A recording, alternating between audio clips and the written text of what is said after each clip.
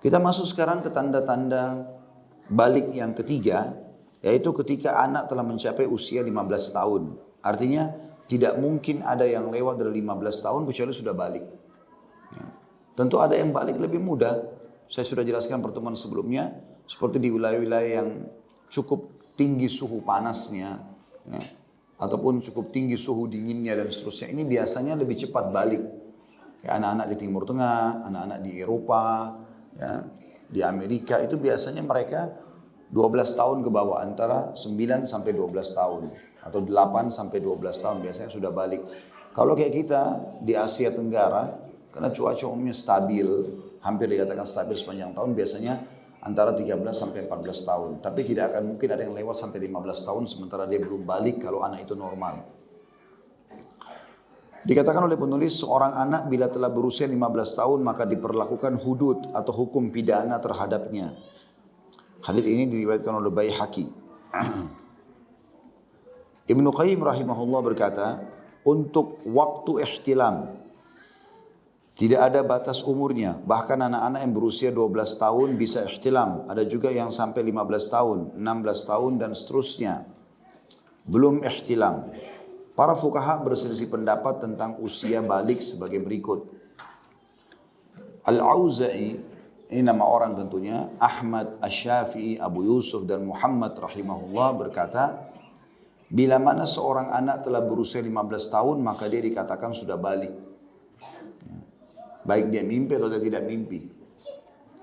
Kawan-kawan Imam Malik mempunyai 3 pendapat. Yang pertama 17 tahun, yang kedua 18 tahun, yang ketiga 15 tahun. Sedangkan dari Abu Hanifah ada 2 riwayat, yang pertama 17 tahun, yang kedua 18 tahun. Dan bagi anak perempuan itu 17 tahun. Ini maksudnya batas maksimalnya ya. Daud dan kawan-kawannya berpendapat tidak ada batasan umur yang bisa dijadikan batasan dalam ihtilam. Inilah pendapat yang kuat dan tidak ada pembatasan dari Rasulullah SAW sedikit pun. Imam Ahmad mengatakan anak kecil tidak bisa menjadi mahram bagi wanita hingga dia ihtilam. Beliau mensyaratkan ihtilam itu. Maksudnya adalah baliknya tadi ya. Dia sudah ada tanda-tanda tadi, mimpi, keluarkan sperma mani atau dan seterusnya. Baliknya anak perempuan bisa sama seperti anak laki-laki, namun ditambah dengan yang keempatnya. Maksudnya selain keluar cairan di kemaluan, selain tumbuhnya bulu kemaluan, ya, selain juga sudah mencapai umur 15 tahun, gitu kan? Sebagaimana tadi dikatakan pendapat fuqaha umumnya tentang masalah pembatasan itu. Ada yang keempat tambahan bagi anak perempuan yaitu haid. Juga berkembangnya organ-organ reproduksi seperti membesarnya buah dada. Bila anak sudah hulum atau ihtilam maka dia telah sampai pada usia taklif. Taklif maksudnya beban hukum ya. Sudah dapat dosa kalau enggak sholat, kalau tidak tutup aurat dan seterusnya. Wajib baginya mengerjakan ibadah dan seluruh amalan wajib. Adapun sebelum itu maka perintah hanyalah sebagai pembiasaan dan menjadikannya suka. Wallahu a'lam. Ini tentang masalah umur ya. Walaupun jumhur ulama lebih banyak fokus kepada 15 tahun. Dan ini sudah menjadi survei sebenarnya. Survei lapangannya umumnya orang anak-anak itu tidak akan lewat dari 15 tahun kecuali sudah balik. Ya. Usia menikah anak perempuan, Malik, Asy-Syafi'i dan Abu Hanifah rahimahullah berkata batas usianya adalah ketika dia telah mampu berjima atau berhubungan badan. Dan hal itu berbeda sesuai keadaannya serta tidak ditentukan oleh usianya. Inilah yang benar. Dan hadits Ummul Mukminin Aisyah radhiyallahu anha tidaklah menjelaskan pembatasan dan larangan di usia mampunya berjima sebelum 9 tahun. Serta tidak menunjukkan adanya izin bagi wanita yang telah mampu berjima setelah usia 9 tahun. Ini disebutkan dinukil dari ketiga imam yang masyhur Malik, Syafi'i dan juga Abu Hanifah rahimahullah. Artinya ini masuk dalam subjudul tadi sebenarnya ya. Subjudul daripada tanda-tanda balik itu sendiri. Artinya termasuk tanda-tanda balik ya, termasuk tanda-tanda balik adalah seseorang itu sudah siap untuk menikah. Biasanya sudah ada kecenderungan dengan lawan jenis ya. Seperti itulah.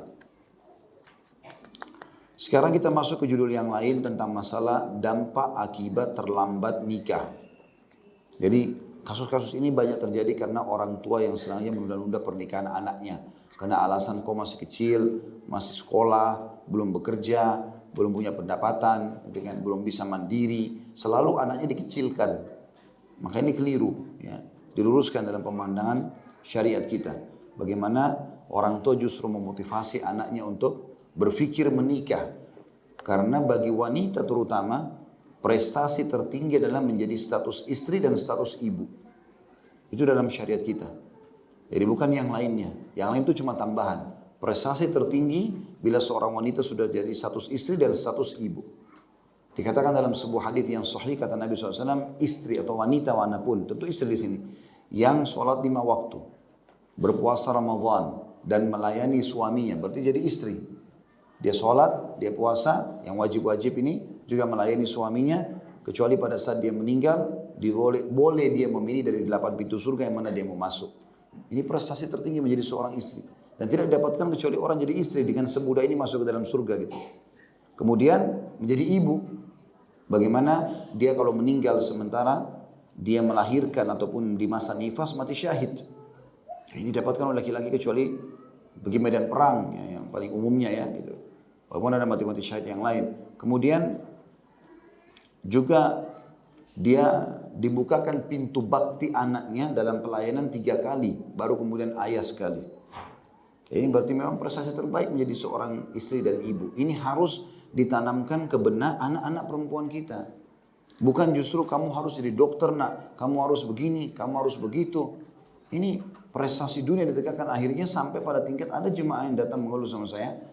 Dia suami istri orang mampu, kemudian dia anaknya selalu ditekankan prestasi sekolah anaknya sampai menjadi dokter-dokter spesialis dan tidak mau nikah anaknya.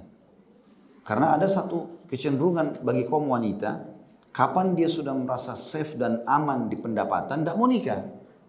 Umumnya begitu. Ya. Jadi kalau sudah ada pekerjaan, sudah ada jabatan, ada pendapatan, tidak mau nikah. Makanya orang tuanya datang kepada saya, Ustaz tolong nasihatin anak saya, tidak mau nikah. Umur sudah sampai 32 atau 33 tahun. Karena dia sudah dokter spesialis, dia punya rumah sakit sendiri, dia segala macam. Jadi tidak mau lagi. Dia pikir untuk apa menikah.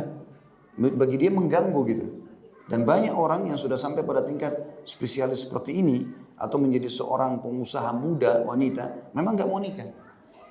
Dia sudah punya rumah sendiri, dia sudah punya sekarang, tidak punya ketergantungan lagi. Dia tidak mau lagi menikah. Pikirnya untuk apa laki-laki gitu. Ini pemahaman yang salah. Karena pendekatan orang tuanya selalu itu dari kecil. Kamu harus begini, kamu harus begitu. Sama juga dengan salah satu cabang daripada menjadi istri dan ibu adalah keterampilan rumah tangga. Itu yang ditanamkan. Jadi bagaimana dia membersihkan rumah, bagaimana mencuci, bagaimana masak. Banyak kita temukan kasus di masyarakat, wanita, sarjana, S1, S2 nggak bisa masak nasi. Ceplok telur aja nggak bisa. Gitu kan? Ngatur spray nggak bisa. Ini terjadi. Gitu kan? Dan ini sayang sekali karena selalu yang ditekankan kejar prestasi. Sehingga dia juara di kampusnya, di sekolahnya, tapi nggak ada sama sekali keterampilan dalam rumah tangga. Ini keliru. Sementara memang target utama seorang muslimah adalah tadi rumah tangganya. Kapan dia sukses itu sukses semuanya. Berapa banyak pemimpin-pemimpin umat, pemimpin dunia ini lahir dari tangan ibu-ibu yang baik di rumahnya. Memang begitu. Jadi jangan tanamkan yang lain kepada anak perempuan. Sama juga dengan anak laki-laki. Tanamkan masalah pernikahan adalah kebaikan. Nanti insya Allah kamu kalau sudah dewasa nak, ibu atau ayah akan nikahkan. Jangan bilang nanti kalau kau sudah selesai kuliah. Gak ada hubungannya sama kuliah. Kenapa dihubungkan dengan kuliahnya? Kalau dia sampai selesai kuliah belum butuh, nggak ada hajat, nggak ada pengaruh pada lawan jenis, oke. Tapi kalau ada pengaruhnya gimana? Yang saya pernah jelaskan, banyak orang tua egois. Kamu nggak boleh nikah nak, kecuali nanti kalau kau sudah sarjana. Dia, orang tuanya ngomong gitu ada pasangannya. Ada tempat pelampiasan biologis. Anaknya yang lagi gejolak-gejolaknya 17 tahun, 18 tahun, 20 tahun. Ini kan lagi gejolak seksualnya dan kita pernah lalui masa-masa umur ini. Maka ini berbahaya. Kapan tidak dilampiaskan, maka terjadilah kalau tidak ada iman atau pendidikannya bukan agama gitu kan, larinya kepada zina atau larinya kepada onani, larinya kepada ini dan itu kan bahaya. Ya, zina sudah dosa besar. Ada yang lari kepada homoseksual supaya tidak hamil. Ya, kalau dia zina mungkin bisa hamil perempuannya atau dia lesbian Kalau perempuan sama perempuan dia pikir nggak bakal hamil, aman, nanti menikah. Ini kan perusakan akhlak yang luar biasa. Hanya karena tadi penanaman metode yang salah atau pemahaman yang salah tentang masalah pernikahan. Oleh karena itu harus ditanamkan menikah. Gitu. Dan tidak mau sampai prestasi dunia gitu. Anak saya dari kecil saya sudah mengatakan insya Allah kalau sudah besar menikah. Insya Allah ayah abadi nikahkan ya. Gitu. Sampai istri saya kadang-kadang bercanda, anak saya laki-laki masih 6 tahun gitu. Ini kalau bicara masalah nikah senyum-senyum nih gitu. Loh nggak apa-apa, kenapa emang saya bilang? Nggak masalah gitu. Boleh-boleh saja gitu. Tidak ada sesuatu yang salah. Bahkan dia kalau bertanya hukum masalah pernikahan bisa saya jelaskan. Oh laki-laki itu harus begini, harus begini. Kadang-kadang mereka tanya soalnya, kenapa abadi keluar terus? Kenapa abadi dakwah nak? Abadi juga cari rezeki. Itu tugas laki-laki. Berarti sebagai suami, sebagai ayah harus bisa membiayai keluarga. Jadi dia dari 6 tahun sudah paham itu. Oh ternyata ada kewajiban ini ya. Jadi dia berpikir satu waktu dia kalau dewasa dia akan lakukan itu. Itu yang kita tanamkan sehingga betul-betul berada di atas rel syariat gitu loh. Ini yang harus kita berikan pemahaman. Tentu boleh bukan tidak boleh jadi sarjana ya. Silakan, tapi bukan target utama. Bukan target utama. Saya ceritakan yang lalu, saya temukan ada orang kita tinggal di luar negeri bukan di negara kita ya. Itu sudah sampai umur 35 tahun enggak mau nikah. Enggak mau nikah. Sudah punya pendapatan, sudah punya segala macam. Katanya nanti kalau sudah umur 40 sekian baru mau menikah. Kenapa akhi? Karena saya mau tunggu saya mapan dulu. Mapan apanya? Dia mau nikah nanti maksudnya dia sudah punya semuanya, istrinya tinggal datang nikmati sama dia. Ya, kalau antum masih hidup, kalau meninggal bagaimana? Ya, Abdullah bin Mas'ud berkata radhiyallahu anhu sahabat Nabi yang mulia, kalau tertinggal umur saya 10 hari saja, maka saya tidak akan lalui 10 hari itu kecuali memiliki seorang istri. Dan dianggap itu sebuah ibadah yang sangat besar pahalanya gitu kan. Berbuat baik kepada istri, memberikan sedekah, itu sudah ada amal-amal yang paling baik. Kata Nabi SAW, akmalu mu'minnya imanan ahsanum khuluqa. Orang mukmin yang paling sempurna imannya, yang paling baik akhlaknya. Wa khiyarukum li ahli. Dan tolok ukur yang paling baik akhlaknya, yang paling baik pada istrinya. Bagaimana caranya bisa dapat pahala ini kalau tidak punya istri gitu kan. Wa ana khiyarukum li ahli, dan saya orang yang terbaik terhadap istrinya. Sebagai contoh kata Nabi SAW, aku contohnya, ikutilah aku. Seperti itu. Maka ini semua ada hal-hal yang harus kita perbaiki sehingga tidak terjadi dampak-dampak negatif yang sering terjadi. Karena terjadinya perzinahan, terjadinya homoseksual, salah satu faktornya adalah ini. Menerlambatkan pernikahan. Kita akan bacakan di sini dikatakan dampak akibat terlambat nikah. Kata beliau karena menunda pernikahan menyelisihi syarak. Syarak maksudnya syariat ya. Berbenturan dengan sunnah kauniyah atau hukum alam dan fitrah manusia, serta tidak sesuai dengan tabiat asli masyarakat Islami. Di samping hal itu merupakan pemikiran penjajah dan makar Yahudi yang digunakan untuk menghancurkan akhlak para pemuda dan pemudi, yang mana segala naluri syahwat dibuka di setiap jalur kecuali jalur pernikahan, baik melalui jalur seni, pekerjaan, pendidikan, keluarga, dan berbagai jalur lainnya yang terbuka. Bermula dari bertemu, bercumbu, bercinta, dan berakhir dengan zina dan pelacuran. Pemuda menjadi santapan nikmat sang musuh, terkoyak jiwa dan raganya. Dasar pemikiran ini telah terbina dan telah tertancap, sehingga hal yang menyimpang ini menjadi kokoh dan menjadi tabiat seseorang, bahkan menjadi pangkalnya. Di mana seorang pemuda menjadi wanita sebagai temannya dan seorang wanita menjadikan laki-laki sebagai temannya. Demikianlah kondisi masyarakat barat dan masyarakat yang mengaku Islam di tengah-tengah negara Islam. Jadi sekarang kita tidak asing di Indonesia kita dengar anak-anak muda SMP, SMA sudah bicara pacar-pacaran. Ya, udah bicara pacar-pacaran, udah mau coba minuman keras, udah mau coba ini dan itu. Ini ujungnya pelacuran nanti. Dia sudah terbiasa biologis. Pas orang tuanya susah, mati, melacur. Itu yang terjadi. Kenapa nggak nikah gitu? Kenapa kok nikah ini seperti diperangi? Sering saya bahasakan itu ya. Kalau anaknya bolak-balik ganti pacar, prestasi. Biar tetangga tahu. Itu siapa? Pacar anak saya. Bulan depan putus, datang orang lain. Siapa itu? Pacar anak saya. Lain bulan lalu mana? Sudah putus sama anak saya, tidak cocok. Tidak apa-apa, gonta-ganti pacar 10, tidak apa-apa. Yang penting jangan nikah. Tapi pasang tenda depan rumah akad nikah, ini kenapa nikah? Malu. Seakan-akan terjadi sesuatu. Aneh betul ini, gitu kan? Kenapa kok perbuatan baik dalam syariat dianggap buruk, perbuatan buruk malah dianggap baik? Zina nggak apa-apa. Pacaran sebelum nikah sama dengan zina. Apa bedanya? Karena zina itu kan menatap, mencium, memegang, terakhir kemaluan menyempurnakannya, kan begitu. Itu terbuka. Bisa nggak teman-teman kira-kira anak muda laki-laki ya dengan sempurnanya fisiknya, dengan wanginya, dengan tampannya, dengan perempuan, dengan cantiknya, kemudian berjalan sama-sama 17-18 tahun terus tidak zina. Bagaimana caranya mereka bisa kontrol syahwat? Orang tuanya izinkan, tante om izinnya bawa anaknya, iya silakan. Silakan apa? Silakan dizinai. Gimana caranya? Dibawa ke bioskop gelap-gelap, terus tidak ciuman, tidak segala macam. Bohong, dustain. Kan gitu. Kenapa membiarkan kita sebagai orang tua dapat dosa dan juga anak kita rusak? Kenapa? Kenapa nggak nikahkan? Kenapa nggak tambah satu makanan nasi di meja makan untuk anak mantu, anak kita aman? Kenapa? Masalahnya apa? Tidak usah malu sama orang yang menilai negatif. Yang kita pikir bagaimana kita dan anak kita selamat. Itu yang penting. Itu dalam agama. Harus kita tanamkan ini. Jangan sampai kita malah jadi penghambat masalah-masalah seperti ini. Jadi pacaran itu seperti sesuatu yang biasa gitu. Ya, berjalan sama-sama, tepuk-tepukan sana sini kayak biasa kita lihat di Indonesia. Bagi tempat kerja, baik di mana-mana, dan itu sudah biasa. Pulang janjian ke hotel, ini dan segala macam hal. Saya dengar di beberapa perkantoran bahkan di Jakarta informasi pasti dari orang-orang yang berkeluh kesah dengan masalah itu. Di waktu istirahat kantor mereka temukan di tangga-tangga darurat ada kondom lah, ada inilah, ada itulah. Mereka biasa lakukan perzinahan begitu saja seperti mainan. Naudzubillah di kantor-kantor. Ini bahaya sekali gitu kan. Zina itu termasuk dosa besar yang bisa membuat karunia Allah, rezeki Allah turun dari langit, bisa menahan itu. Fahish, perbuatan buruk. Bahkan hukumnya sampai dirajam, kan gitu, itu berat. Kayaknya tidak boleh dianggap remeh misalnya. Ini semua karena hambatnya pernikahan. Kalau orang nikah itu tidak mungkin. Makanya kata Nabi SAW, siapa yang menikah dia telah menyelamatkan setengah agamanya. Karena sudah ada tempat pelampiasannya. Tinggal dia bertakwa kepada Allah di setengah yang tersisa.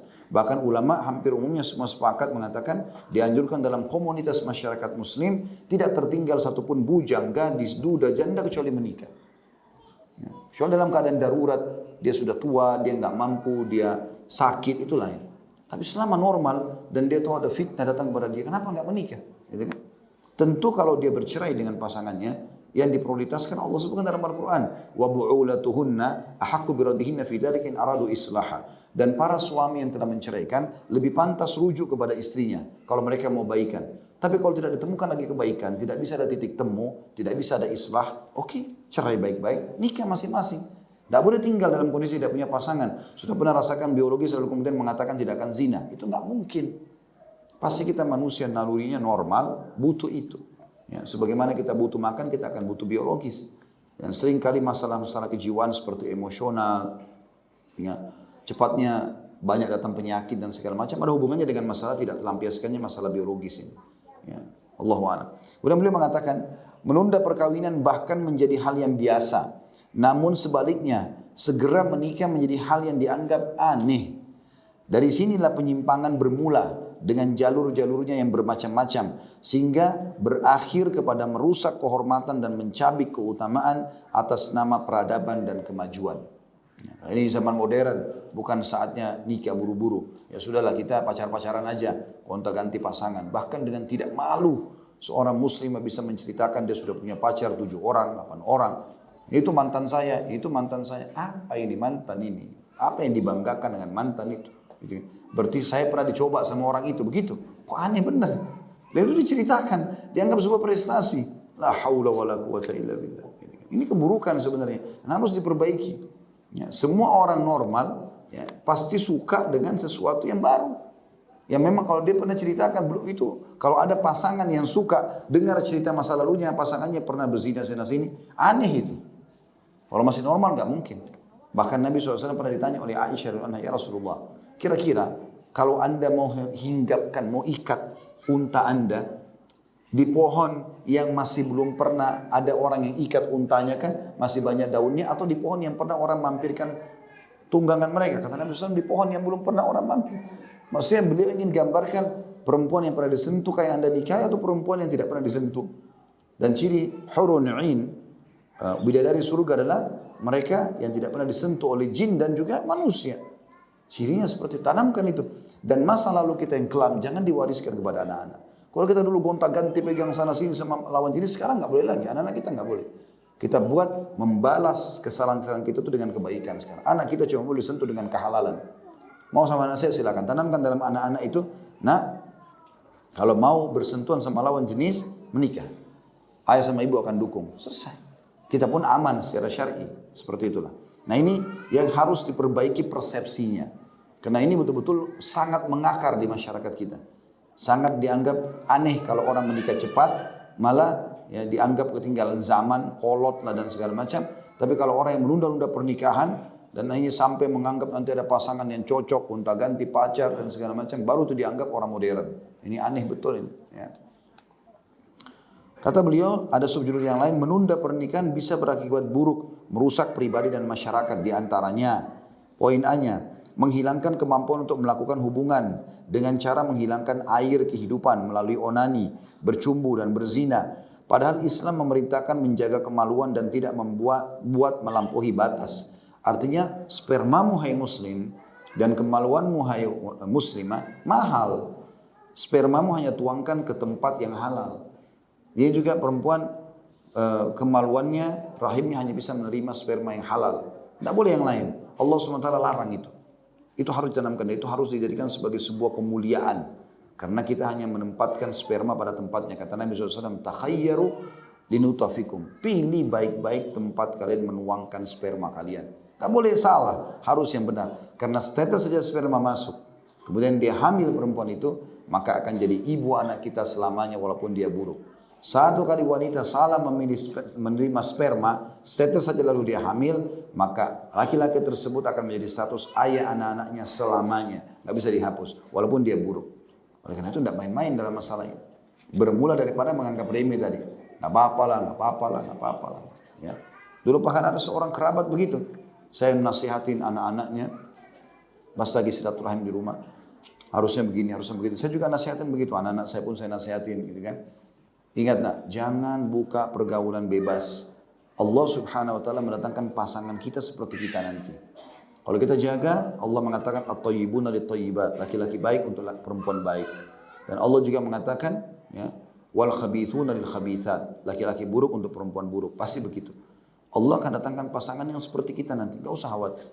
Ya, atau pasangan mungkin dulunya buruk tapi dia bertaubat, Allah datangkan karena sudah dengan taubatnya gitu kan. Yang penting jangan kita membuka pintu-pintu yang salah. Itu Allah akan datangkan dan ada saatnya di mana itu akan terbuka insya Allah. Jadi jangan malah kita orang tua mau motivasi. Setelah saya nasihatin anak-anaknya, subhanallah tidak sengaja.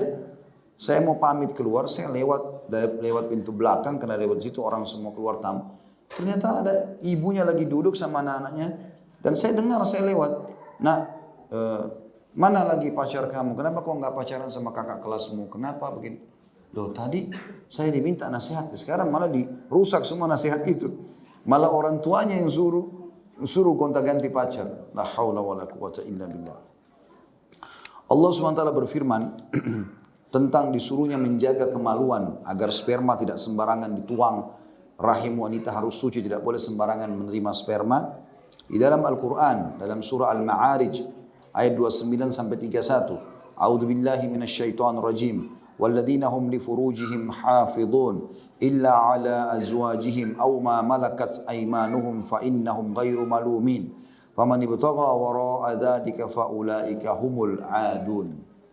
Dan orang-orang yang memelihara kemaluan mereka kecuali terhadap istri-istri mereka atau hamba sahaya yang mereka miliki, maka sungguhnya mereka tidak tercela.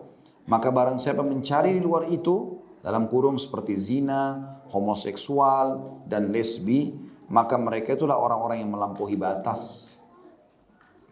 Rasulullah SAW juga menyuruh menikahi wanita yang penyayang dan subur, di mana beliau mengajarkan pemuda muslim agar mengerahkan kemampuannya untuk memperbanyak keturunan. Rasulullah SAW bersabda, tazawwajul waludal wadud, fa inni mukathirum bikumul umam. Nikahilah wanita yang berpotensi banyak anak atau subur dan penyayang, karena aku akan berbangga diri di hadapan para nabi dengan banyaknya jumlah kalian. Ya. Tentu ini teman-teman juga pernah ada sahabat datang ya kepada Nabi SAW mengatakan, ya Rasulullah, saya kagum dan tertarik dengan seorang wanita cantik, punya kedudukan, tapi mandul. Jadi vonis begitu. Bolehkah saya nikahi? Kata Nabi SAW, jangan. Ya. Lalu dia datang yang kedua kali, ya Rasulullah, bolehkah saya nikahi? Jangan. Terus saja Nabi larang dia. Ya. Maka ini supaya dia menikah dengan wanita yang subur, karena akan ada keturunan manusia di situ. Tentu kita tidak bicara, oh bagaimana kalau orang sudah terlanjur mandul, itu kan jarang terjadi. Kalau semua orang mandul, apakah kita lahir? Kan nggak mungkin. Karena yang mandul itu 1-2 orang, sekian orang, persentasenya sangat kecil di tengah-tengah manusia. Karena Allah menciptakan sunnatullah, peraturan Allah SWT, pasti akan ada populasi manusia, gitu kan? Maka Allah pasti memberikan kesuburan.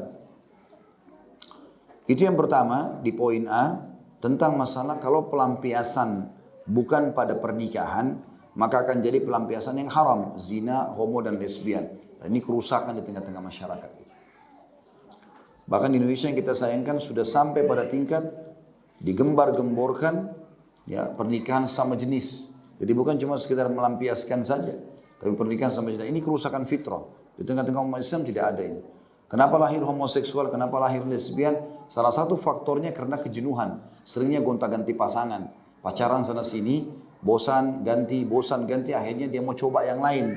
Cobalah sesama jenisnya. Ini berbahaya, salah satu faktornya.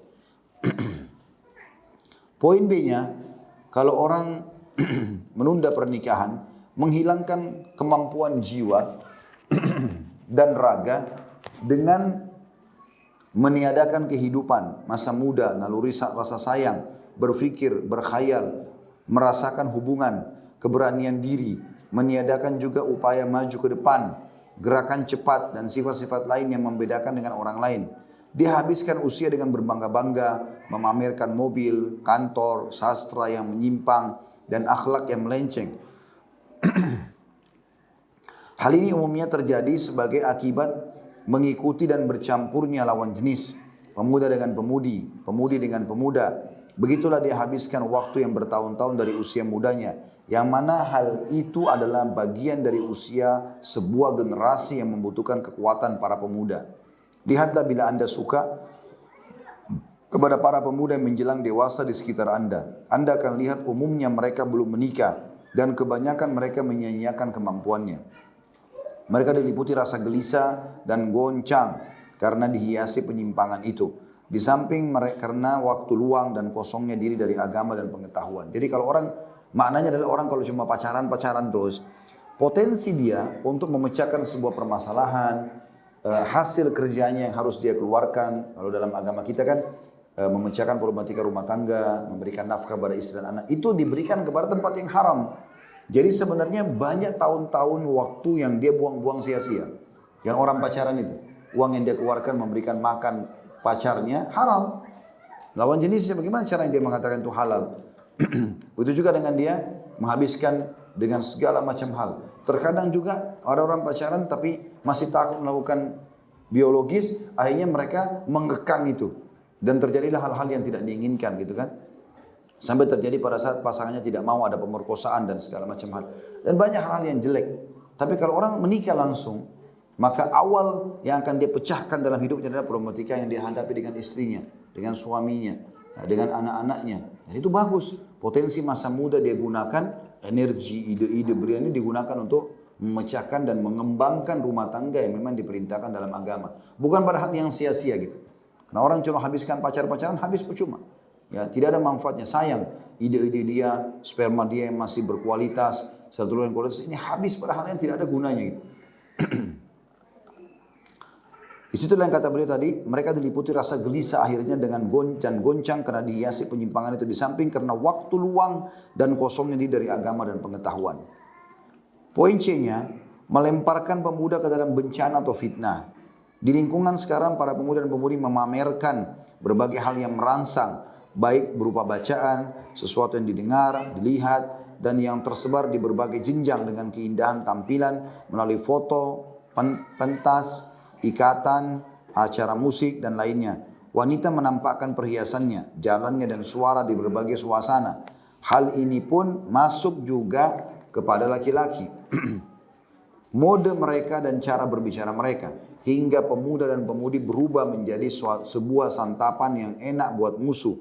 Jadilah dia tersiksa, kehilangan induknya dan tertawan oleh setan, serta masuk dalam jaring-jaringnya. Pernikahan dini adalah benteng pemuda yang dipakainya untuk menangkis berbagai keburukan dan fitnah dengan izin Allah yang maha tinggi. Ini dampak yang ketiga ya. Menunda pernikahannya akan menjerumuskan pemuda dalam bencana yang akhirnya membuat dia jadi pusing ya. dan akhirnya mengembangkan pelampiasannya dengan tulisan-tulisan, dan akhirnya banyak pelanggaran-pelanggaran agama yang terjadi. Karena pada saat itu mereka ada kecenderungan untuk menunjukkan apa yang bisa merangsang lawan jenisnya. Ya, tentu beda kita di umur-umur sudah di atas 40 tahun misalnya, dengan orang yang masih di atas 15 tahun, 20 tahun. Mereka masih berusaha berpenampilan di umur-umur yang sangat muda ini untuk menarik lawan jenis. Mungkin orang kalau sudah atas 35 tahun, 40 tahun, dia berpenampilan karena memang dia suka itu. Bukan untuk lawan jenisnya. Ada perbedaan persepsi. Dan ini berbahaya, terjerumusnya mereka pada fitnah akhirnya. Tapi kalau dia punya pasangan, dia akan lampiaskan menggunakan keindahan itu di depan pasangannya, kan gitu. Poin D-nya, terlambat menikah. Inilah masalah wanita saat ini. Wanita-wanita mengedepankan pelajaran, pekerjaan, dan wawasan, serta kematangan daripada menikah, atau agar bisa menjadi pemegang urusan dan mendapat tingginya mahar, sehingga dia berusaha menyempurnakan sesuatu sebelum menyempurnakan yang paling mendasar. Dia dahulukan atapnya daripada pondasinya. Jadi bekerja ini segala macam adalah seperti atap. Ya, pondasi rapuh, ya, karena tidak ada yang dia tahu berhubungan dengan masalah rumah tangga. Ketika sudah terwujud apa yang telah diinginkannya berupa pekerjaan dan gelar, baru dia akan kembali ke jalan semula.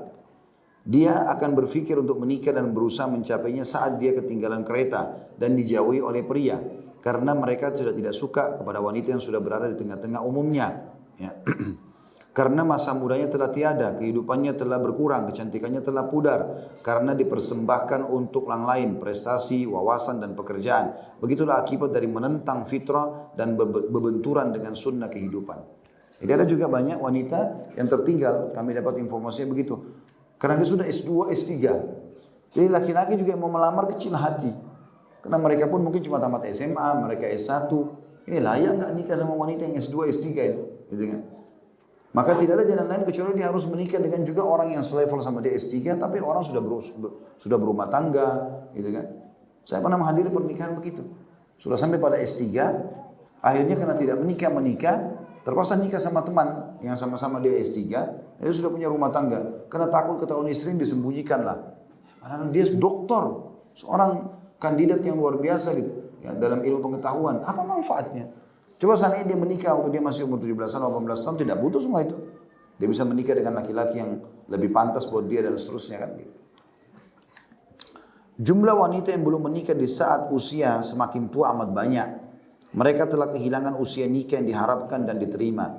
Salah seorang di antara mereka yang berumur 30 tahun melihat putri tetangganya atau kerabatnya, padahal mereka baru berumur 20 tahun, namun sudah memiliki anak-anak, suami dan keluarga. Dia telah memiliki pandangan dan tanggung jawab di sela-sela melakukan tugasnya yang sesuai tabiat dan pada posisi yang sesuai fitrahnya.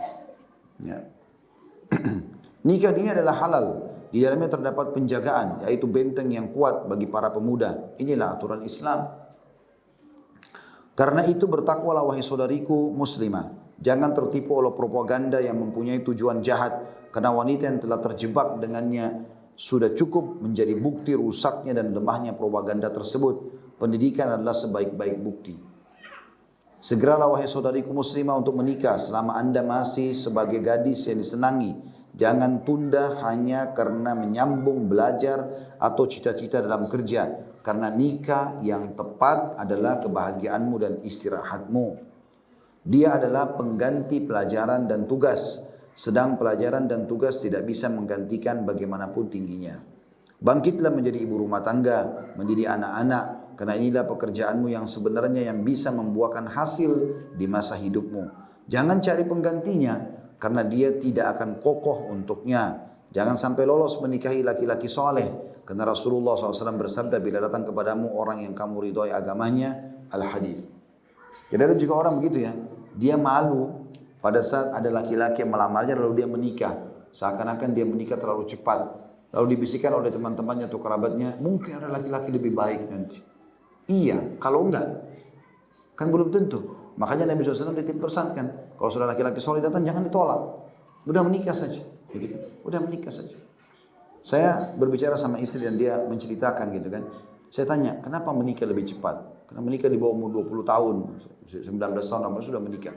Dia menikah sama terus, kemudian saya tanya, kenapa menikah cepat? Dia bilang, memang saya ingin dari awal niat untuk menikah.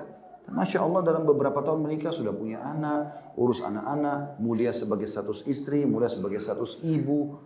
terjaga, dan Allah bukakan rezekinya depan mata, saya lihat semua kebutuhan terpenuhi gitu kan. Saya bahasakan, coba lihat si fulana, keluarga-keluarganya sendiri masih banyak yang belum menikah, lihat masih banyak. Ini sebuah prestasi yang luar biasa dan bukti nyata bagaimana Allah SWT memberkahi orang yang mau pergi kepada yang halal. Ya, kalau tidak akan terbengkalai. Ya, sama juga di sini banyak orang yang tadi sesuai dengan hadits Nabi ya. Agamanya laki-laki sudah cocok, tapi dia, kayaknya ekonominya masih kurang bagus. Udah nanti aja deh, tunda. Karena dia punya target, entah dari mana pikiran target ini, membuat akhirnya dia harus menikah dengan orang yang punya pendapatan sekian ratus juta tiap bulan, berharap orang lebih kaya yang datang. Kalau nggak ada, gimana? Kan jadi masalah. Akhirnya nggak nikah-nikah gitu kan. Maka ini semua harus diperhatikan sebagai sebuah poin yang harus betul-betul diperhatikan oleh orang tua gitu kan. Kesimpulannya saya ingatkan kembali bagaimana kita berusaha menanamkan kepada anak-anak kita bahwasanya dan diri kita juga termasuk orang tua, pernikahan itu adalah sebuah ibadah dan memang kita diamanahkan oleh Allah SWT anak-anak ini untuk kita didik sampai menikah, dan setelah menikah pun itu akan ada proses yang lainnya tentunya. Kita mungkin bermusyawarah dengan mereka, memberikan masukan-masukan, memberikan modal sampai akhirnya lahirlah juga generasi manusia yang baik dan seterusnya gitu kan. Kita temukan ada orang tua yang berhasil itu. Anak-anaknya dinikahkan cepat, lalu kemudian punya cucu, mereka selalu kumpul dalam komunitas keluarga yang besar, itu sangat bagus. Setiap hari Ahad misalnya berkumpul-kumpul lah semuanya, cucu-cucunya, anak-anaknya, kemudian mereka adakan pengajian, maka itu sangat baik. Dibandingkan orang yang sudah tidak jelas, anaknya cuma 2 orang, belum menikah-nikah sudah sampai 40 tahun, dan seterusnya. Gitu kan? Saya subhanallah temukan ini kasus lapangan sendiri ya. Ada di antara kerabat-kerabat kami yang tidak nikah, tunda-tunda, dan alasannya kadang-kadang tidak masuk akal. Karena ingin perempuan yang begini dan begitu, karena laki-laki yang begini dan begitu, akhirnya tidak nikah-nikah. Dan kelihatan sekali orang yang seumur dengan mereka, ya, itu beda jauh. Yang tidak menikah ini kelihatan jauh lebih tua. Jauh lebih tua, karena banyak beban pikiran. Kalau jalan juga malu tengah-tengah masyarakat. Biar dia tampan, biar cantik, kalau orang tanya, oh ternyata belum nikah. Orang kan jadi bertanya, kenapa nggak nikah? Subhanallah, sunnatullah, biar juga orang punya kekurangan paras wajah dan fisik. Datang aja saja, dan ada datang orang yang suka. Makanya Nabi SAW kasih tolak ukur agama dan akhlaknya. Menikah. Ini toh kita akan lalui proses dunia sebentar kan gitu. Seperti itulah. Allahu a'lam. Ini bahasan tentang masalah penutupan dari bab yang kelima. Tentang masalah bagaimana mengenal masa balik dari anak-anak. Dan bagaimana dampak negatif kalau mereka sudah siap menikah lalu ditunda oleh orang tuanya. Oleh karena itu kita harus segerakan dalam pernikahan.